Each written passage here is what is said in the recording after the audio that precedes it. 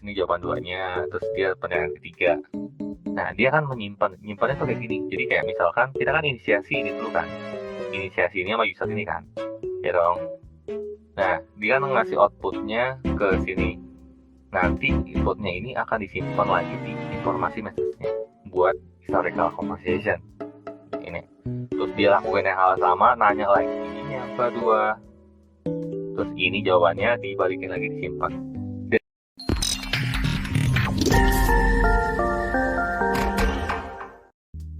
Sebelumnya kita sudah mempelajari bagaimana membangun API OpenAI itu sendiri. Mulai dari pengertiannya, apa yang membedakan API OpenAI dengan ChatGPT, gitu ya.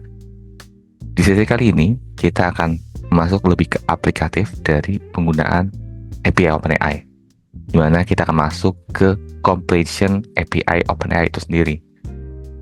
Apa aja yang akan teman-teman pelajari? Yang pertama, kita akan mempelajari singleton completion itu sendiri. Jadi kita akan mengenal pengertian dasarnya. Terus habis itu membangun basic completion ini seperti apa. Habis itu kita akan memahami bentuk-bentuk klasifikasi. Ada yang bentuknya one shot, five shot, dan sebagainya. Kemudian kita akan masuk lebih dalam dengan multiple completion itu sendiri. Jadi kita akan masuk ke chat completion seperti apa. Terus selanjutnya mana yang lebih baik dalam penentuan modelnya. Jadi ada beberapa model, kita tentukan model mana yang akan terbaik untuk digunakan dalam chat completion itu sendiri. Dan yang terakhir, kita akan membentuk sebuah conversation layaknya chatbot. Nah, teman-teman bisa utilize API OpenAI ini untuk teman-teman buat dalam aplikatif chatbot itu sendiri. Sudah penasaran? Mari kita coba explore untuk sesi kali ini. Yuk kita explore. Oke, aku akan memulai terkait basic completion itu. Completion itu sendiri seperti apa sih sebenarnya? Sebenarnya kita akan menggenerate new text output dari inputan yang kita trigger. Nah, inputannya itu bisa dalam bentuk kita melanjutkan prompt tersebut. Misalkan saya menulis saya sedang, itu nanti si AI-nya itu akan meneruskan sedang apa, titik. Atau misalkan saya sendiri nanya kayak misalkan siapakah presiden Indonesia saat ini, nanti dia akan menjawab pertanyaan tersebut berupa new text output ya, berupa output baru. Kalau misalkan teman-teman ikuti di video sebelumnya, itu banyak hal yang kita lakukan yaitu menjawab pertanyaan. Nah, di kali ini saya akan coba jawab itu menjelaskan ya. Singleton task-nya itu artinya singleton task itu adalah kita kasih satu prompt, nanti dia akan ngasih feedback prompt ke kita. Enggak multi conversation, jadi nggak ada dua arah. Jadi lebih kayak kita kasih pertanyaan, dia akan berikan itu kayak kita instruct something, dia akan jawabnya apa gitu. Nanti kita akan coba membuat si model ini sebagai as a classification, sama si model sebagai sentiment analysis. Maksudnya gimana? Kenapa ini penting diketahui dan kenapa ini harus dibuat? Sebenarnya ketika teman-teman ngebuat model di dalam OpenAI, fokusnya teman-teman adalah gimana caranya model tersebut bisa menjawab apa yang teman-teman tanyakan. Dan teman-teman nggak mengharapkan itu bisa conversation, karena memang tujuannya adalah misalkan kita mau bikin sebuah kebijakan. Kan kita nggak mau itu jadi conversation kan, tapi kita mau kayak tentukan kebijakan apa yang akan dilakukan ketika kita mau ada agenda makan siang gratis. Nanti dia akan jelasin nih, kalau agenda makan siang gratis kita perlu nutrisinya ini. Itu, tapi kita nggak nanya lagi. Terus itu kok gitu sih? Gitu enggak, cukup kita nanya agenda makan siang gratis ya kan seperti apa aja, nanti dia kasih untutannya gitu. Dan kita nggak perlu kita nanya balik lagi ke situ karena memang dia udah jelasinnya secara rinci. Nah, dalam membangun ini, kita akan coba lihat detail secara ketika membangun klasifikasi sama sentiment analisis. Nah, ketika membangun klasifikasi atau dalam kategori ini, kita nentuin dulu nih. Contohnya di sini aku contohin menentukan jenis tanaman. Jadi aku initiate prompt-nya dulu nih di prompt-nya. Jadi prompt-nya ini adalah menginitiate apakah ini adalah trees or herbs. Jadi nanti dia nentuin dari tanaman-tanaman yang kita udah propose di sini. Nanti dia akan mapping, klasifikasi lah ya. Nah, caranya teman-teman tetap sama. Jadi tetap pakai kliennya tetap digunakan. Klien itu kan ngambil secret key-nya teman-teman. Terus habis itu masukin completion ya, just create. Kita pakai instruct karena kita memang fokusnya cuma instruksi aja untuk misalkan. Terus masukin prompt-nya di sini. Gitu. max tokennya diambil 50 agar semua informasinya nggak kepotong. Nah, ketika kita melihat input choice text-nya, ini akan menghasilkan yang tree itu apa aja, terus verb-nya itu apa aja, gitu. Jadi dia akan ngekelompokin, itu. Cukup mudah kan? Karena memang penggunaannya bisa digunakan basic composition untuk klasifikasi, menjawab pertanyaan, dan bagaimana sih model ini melakukan klasifikasi. Jadi ini ada berapa lagi nih? Ini kita akan lihat dari sisi sentimen. Kalau tadi sebelumnya kita dari based on kategori, kita mulai dari sisi sentimennya. Sentimennya adalah melakukan klasifikasi. Sentimennya itu apa sih sebenarnya? Apakah dia positif, negatif, atau neutral? Neutral. Nah, gimana sih? Nanti kita kasih informasi apa yang mau diklasifikasi gitu. Jadi kita kasih informasi ada 1, 2, 3, 4, 5 teks. Ini kita minta dia klasifikasi apakah itu adalah positif, negatif, neutral, negatif atau neutral. Nah, jadi dia minta di mappingin. Nanti dari teks itu ternyata udah dikasih ini kalau 1 itu adalah positif, 2 itu apa, 3 itu apa, dan sebagainya. Tuh. Nah, ini juga nggak harus teks gini ya, tapi kita juga bisa dalam bentuk angka. Nah, kayak gini, misalkan kita mau trigger, kita mintanya adalah 1 sampai 10, bad sampai good. Nah, nanti dia ngasih assessment. Kalau 8 itu good, jadi dia nanti masuk ke good. Yang nomor 1 ya, teks 1 ini. Terus yang teks 2 itulah bad. Dia makanya tulisnya 1.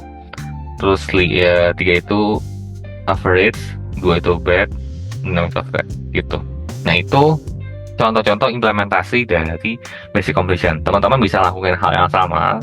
Kalau misalkan teman-teman ikuti sesi sebelumnya, itu didetailin mekanisme penulisannya ya. Hopefully kebayang. Aku nggak ngerinciin lagi yang di sesi sebelumnya, jadi teman-teman bisa nonton dulu sebelumnya gimana sih maksud dari penulisan ini. Jadi itu udah ada di sebelumnya. Kita cuma ngedetail penggunaan dari basic composition itu bisa 3, bisa menjawab pertanyaan, melakukan klasifikasi, sama sentimen. Nah, output dari pengerjaan ini, kita kan ngasih instruksi. Instruksinya itu bisa ada 3 jenis type. Jenis-jenisnya ketika kita melakukan prompting itu ada beberapa. Di antaranya ada zero shot prompting, artinya nggak ada contoh. Kalau misalkan teman perhatikan, di slide sebelumnya, kita kan mau melakukan mapping klasifikasi sentimen kan. Nah, di sini aku nggak ngasih contoh sama sekali. Aku membiarkan si model untuk memprediksi apakah ini sentimennya positif atau negatif, atau bad or good. Dia akan memetakan secara konteksnya itu apa. Terus ada yang kedua adalah one shot prompting, yaitu kita memberikan satu contoh. Kita akan lihat detail seperti apa. Terus yang ketiga adalah few shot prompting, artinya kita ada panduan lebih banyak contoh-contohnya. Itu. Nah, kalau di one shot prompting, ini contohnya kayak gini. Teman-teman kasih satu contoh, tapi berikutnya kita menanyakan, kita ngasih instruksi untuk dia komen apakah sentimen ini adalah positif atau negatif. Nah, aku kasih contoh yang pertama adalah I absolutely love this phone. It's fast, slick, and the camera quality is amazing, totally worth the price. Jadi aku kasih feedbacknya good.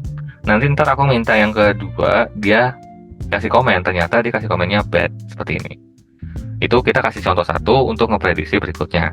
Ada yang kedua, a few shot prompting, is mean teman-teman udah punya contoh-contohnya, terus kita minta modelnya untuk ngeprediksi. Jadi kita punya 3 contoh nih. Ada yang apa yang dikatakan good, apa yang dikatakan bad, apa yang dikatakan neutral. Nanti ntar si model melihat berikutnya. Oh, ternyata kalau ini adalah bad, gitu. Jadi nanti dia akan ngeprediksi seperti itu. Oke. Ketika teman-teman menggunakan chat compression di API OpenAI, fokusnya itu kalau sebelumnya di basic compression itu adalah singleton conversation atau single turn task ya, bukan conversation, sorry. Tapi yang ini adalah multi turn conversation, artinya ada 2 arah nih. Kayak misalkan kita mau ideation, kita mau nanya sebuah solusinya mau seperti apa, atau customer support assistant. Kalau misalkan teman-teman membuka platform-platform kayak financial or anything else, kayak telco-telcoan, itu kan ada kayak dia punya chatbotnya sendiri kan yang membantu support kita, pertanyaan kita seperti apa.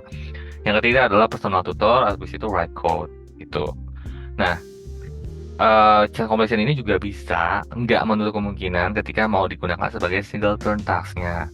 Jadi teman-teman juga bisa menggunakan ini untuk single turn task-nya teman-teman. Jadi itu opsional ya. Jadi teman-teman bisa gunakan dari ini. Nggak menutupi kebatasan bahwa ini cuma multi turn conversation aja. Seperti itu. Oke, aku juga disclaimer kalau misalkan video sebelumnya eh gambar iniku overlay-nya nutupin tuh jawaban itunya overlay teman-teman clearance ya terkait informasi yang aku sampaikan di video sebelumnya. Gitu. Nah, di hari ini kita akan lebih deep dive untuk bahas dari chat conversation itu sendiri. Kalau misalkan teman-teman perhatikan, di sini ada roles-nya. Jadi di dalam chat conversation, teman-teman ada punya 3 role yang harus teman-teman initiate, yaitu sistem. Sistem itu adalah bagaimana mengatur behavior assistant. Contohnya, asisten hanya menjawab pertanyaan ini aja. Hal yang pribadi dia tidak bisa menjawab, nanti dia akan menyerahkannya ke real humannya yang ngejawab pertanyaan dari user gitu. Dan si user kita nggak bisa nge-trigger ya, maksudnya nggak bisa kita kontrol. Nah, nanti assistant itu yang kontrolnya itu based on dari sistem yang mau kita initiate gitu. Langkah-langkahnya gimana sih ngebangun chat conversation itu sendiri? Pertama kita harus tahu request setup-nya seperti apa. Kalau misalkan teman-teman ikuti di video-video sebelumnya, request setup dari basic completion itu seperti apa? Ini yang di atas. Jadi ada namanya dia completion aja di sini. Nah, kalau misalkan kita mau bikin chat completion, kita tambahin dot chat nanti dot completion. Jadi ini artinya kita bikin multiple conversation between user and assistant-nya apa. Caranya tetap sama, kita nentuin modelnya mau seperti apa, tapi bukan yang instruct ya, karena instruct itu kan kita memberikan instruksi, jadi kita ganti dia itu ke turbo aja, kita delete si instruct-nya. Nah, terus habis itu prompt-nya tetap ini kan variabel, ini boleh teman-teman cas, boleh gitu, atau teman-teman juga bisa pakai GPT 4.0 itu yang mini itu juga bisa. Dan FYI ya teman-teman, sebenarnya ketika menggunakan instruct itu harganya lebih mahal dibandingkan harga turbo. Ini antara kita aja nih ya gitu. Itu emang biaya layanannya teman-teman bisa lihat detail di pricing OpenAI, itu ada harga-harganya tuh terkait harga yang turbo instruct sama turbo aja tuh bedanya apa sih sebenarnya. Oke. Nah, memulai membuat request, jadi kita siapin dulu yang tadi gue bilang, siapin yang bisa kontrol apa, sistem. Oke, kita initiate sistemnya. Oke, nah kita initiate sistemnya apa, jadi sistem itu kontennya adalah si assistant itu sebagai you are an assistant that provide helpful responses, jadi dia akan ngebawa memberi respon yang sangat membantu lah. Nah, habis itu kita mau initiate, ada user nih yang nanya, kontennya adalah, hello, can you help me with some coding questions? Gitu ya. Nanti si assistant akan menjawab pertanyaan ini. Dia akan menjawab pertanyaan ini, kita integratornya tetap sama ya, tetap pakai response. Nanti responsnya itu respond.choice sama respond.choice buka koneksiku ini sama aja, pilih salah satu. Habis itu kita ambil namanya message content, ini artinya feedback dari assistant. Nah, ambil choice-nya tetap sama nih, terus habis itu dot message content di sini. Nah, jika udah, nanti dia akan ngasih feedback nih. Feedback asistennya adalah gini, of course, I'd be happy to help you with your coding question. What do you need assistant with? Jadi nanti dia akan ngasih tanya balik nih, kan ini kan 2 arah kan. Jadi dia akan menggali ke user. Apa sih yang mau ditanyakan user? Gitu. Nah, oke, ini adalah contoh-contoh kita ada 2 conversation ya. Ini user nanya ini, terus dibalikin sama asisten ini. Terus user nanya lagi, dibalikinnya seperti ini, gitu. Nanti user nanya lagi, dia nanya what is the difference between list and tuple. Nanti kita lihat lagi message content, nanti inputnya kayak gini. Jadi kan benar-benar helpful ya si asistennya, karena memang kita mau si asisten itu adalah the helpful assistant gitu ya. Gitu. Jadi dia akan ngasih informasinya lebih detail, kayak list itu apa sih, tuple itu apa sih, kriterianya kayak gimana sih, differences dari bikinnya apa gitu. Nah, kalau misalnya teman-teman perhatikan di sini ada namanya penyimpanan historical chat yang dilakukan oleh listnya kita. Nah, caranya gimana sih sebenarnya tuh? Kalau misalnya teman perhatikan ya, ini kan ada ini satu, terus ini dijawab satu yang sama ini kan. Ini 2, terus ini jawaban 2-nya, terus dia pertanyaan ketiga. Nah, dia kan nyimpannya tuh kayak gini. Jadi kayak misalkan kita kan inisiasi ini dulu kan. Inisiasi ini sama user ini kan. Ya dong. Nah, dia kan ngasih outputnya ke sini. Nanti inputnya ini akan disimpan lagi di informasi message-nya buat historical conversation. Ini. Terus dia lakukan yang hal sama, nanya lagi yang kedua. Terus ini jawabannya dibalikin lagi disimpan. Dan ini harapannya adalah agar informasi yang tersimpan ini bisa menjadi historical dan jadi model pelatihan bagi si model. Gitu. Maksudnya data latihan untuk si model untuk menjawab pertanyaan user. Kalau misalkan usernya malah jawab nggak jelas nih gitu. Jadi terjadi latihan nih, oh ternyata kalau misalkan jawab kayak gini jawabnya kurang bagus nih dan sebagainya gitu. Jadi akan jadi pelajaran buat si model. Nah terus kalau misalkan kita ubah dalam bentuk codingan, sebenarnya kan kita inisiasi variabel dulu. Variabelnya kita inisiasi promnya tadi kan, sistemnya masih kosong. Terus user questionnya apa? User questionnya tadi nih ada 2 nih, ini sama ini. Nah, kita akan melakukan iterasi di user question, dibaca satu-satu, nanti user asking-nya apa, nanti dimasukkan message dari simpanan message-nya, dimasukkan user asking-nya di dalam situ, habis itu direspon sama si OpenAI-nya.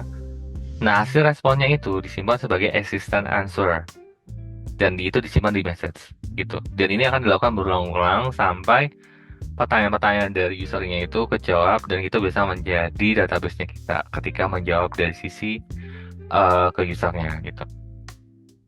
Nah nanti secara detail dia akan seperti ini. Jadi dia akan menyimpan informasi kayak pertanyaan satu kan kita nanya, can you help me understand Python function? Nanti asisten tuh jawab, oh jawabnya gini. Terus kalau misalkan what is the difference between list and tuple, dia juga akan lihat seperti ini gitu. Jadi konsep chat completion itu memang literally ada 2 arah antara user sama asisten, tapi part yang bisa kita kontrol adalah di sisi sistemnya. Karena ketika kita nggak kontrol di sisi sistemnya, nanti takutnya adalah jawaban dari si botnya itu ngalur ngidul. Terus akhirnya nggak sesuai ekspektasinya kita kan. Kita maunya dia mau jawab ini, tapi kalau dia jawabnya tentang kebijakan, kalau dijawabnya tentang ini, dan sebagainya, kita kontrol di sisi itu. Seperti itu. Oke. Itu teman-teman, ketika teman-teman mau bikin basic chat completion, kita nggak ada exercise untuk di week ini, tapi nanti kita akan coba exercise-nya di saat ketika kita membangun model aplikasi dari API OpenAI itu sendiri, seperti itu. Oke. Dan di minggu depan kita akan coba lihat detail OpenAI ini API-nya itu nggak cuma pertama basic completion, yang kedua chat completion, not only that, itu banyak banget. Nanti kita akan bahas lagi di hari minggu berikutnya adalah peranan dari API ini nggak cuma itu aja, ada lagi yang sebagainya. Harapannya teman-teman bisa kebayang nih, ketika teman-teman mau mengembangkan aplikasi dengan menggunakan API OpenAI itu bisa apa aja gitu. Dan teman-teman bisa nyobain informasi snip code yang udah ada di PPT ini untuk teman-teman coba gitu, dan pastikan teman-teman udah menggunakan secret key yang teman-teman miliki. Seperti itu ya. Oke, sekian dulu teman-teman untuk hari ini. Sampai ketemu di episode selanjutnya dan sampai jumpa. See ya. Thank you buat teman-teman yang udah nonton dari awal sampai akhir. Semoga apa yang aku bagikan teman-teman bisa aplikatifkan ya. Dan jangan lupa like, subscribe, karena setiap hari Jumat aku akan update terkait AI, terutama di minggu ke depan aku akan bahas penerapan dari API OpenAI sendiri. So stay tune, jangan lupa komen kalau misalkan teman-teman ada yang mau tanyakan di bawah, nanti aku bantu reach out teman-teman. Sekian dari aku untuk sesi kali ini dan sampai ketemu di sesi selanjutnya. See ya.